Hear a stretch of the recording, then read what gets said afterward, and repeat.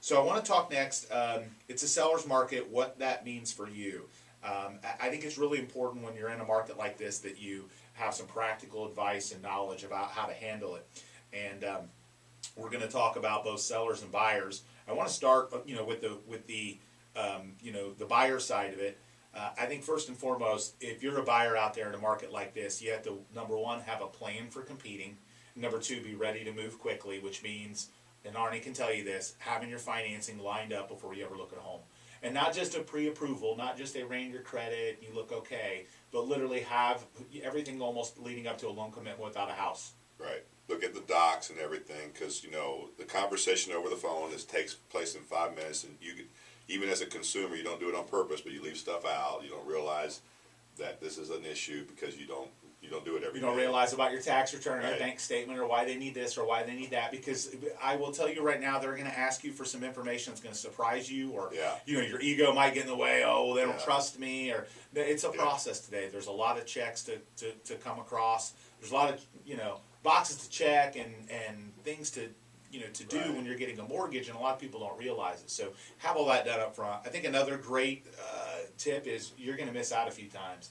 If you're a buyer and you're in a competitive market and you're buying in that mid-level price range where we're experiencing bidding wars and homes, moving quickly, expect that it may take you a few times before you actually get a home secured. Can I ask your opinion about that, about bidding wars? Because I had one of my customers call me. He was actually a friend of mine, and it was actually not in the local area. It was farther up north in Florida, but I was surprised they were experiencing bidding wars even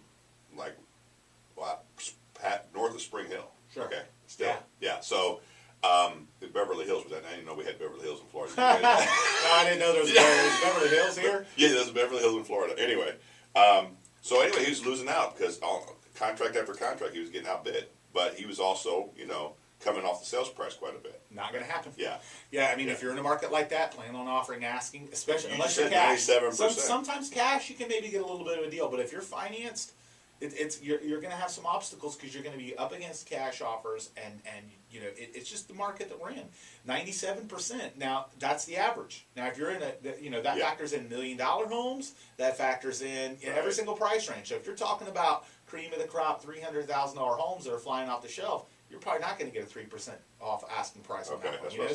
So bidding wars are common. I mean, even somebody at the radio station called me last week and said, "Hey, I made an offer and I offered $20,000 off of asking in West Chase." I was like, "Well, that was your first mistake. Right. They lost out on the house because they counted their pennies before their dollars, Arnie. I mean, that's plain and simple. Sellers don't have. They're worried about $10,000 or $20,000 on the price, but in reality, how's that affect their payment if they're putting down 3.5%? I mean, nothing. Right. So then they go out and spend gas and spend weeks and weeks and weeks shopping for another home that maybe wasn't their first choice, and all because they were cheap. And the reality is, in a market like today, the sellers have the upper hand. So this is the advice I gave him, and I don't know if it's correct. You can give me your opinion. I know we got a break coming up, but I said, look, you get a price, get your realtor to give you some comps, make sure you're not overpaying for the house. But the comps are probably going to be outdated because the market's moving very fast. So you almost have to factor in a little bit of an appreciation from the comps. Right, so if you're comped out, you probably got a good deal. Correct. Yeah. Correct. Yep, no doubt about it. Yeah. Okay, so buyers expect to miss out a few times. Sellers, I think, prepare, inspect, disclose, and plan ahead. Know the condition of your home ahead of time. Be prepared. Have a strategy in place for how you're going to deal with offers. So what's your plan if you get a multiple offer situation? Certainly you can listen to your agent's advice, but maybe you want to do highest and best. Maybe you want to accept the best cash offer. I mean, have a plan in place so that you don't get stressed out and frustrated. Jack Harris on 970 has talked about how we overwhelmed him with the number of home offers he got on his home and how fast it sold. He wasn't quite as prepared as he could have been, so that's I think word of advice there.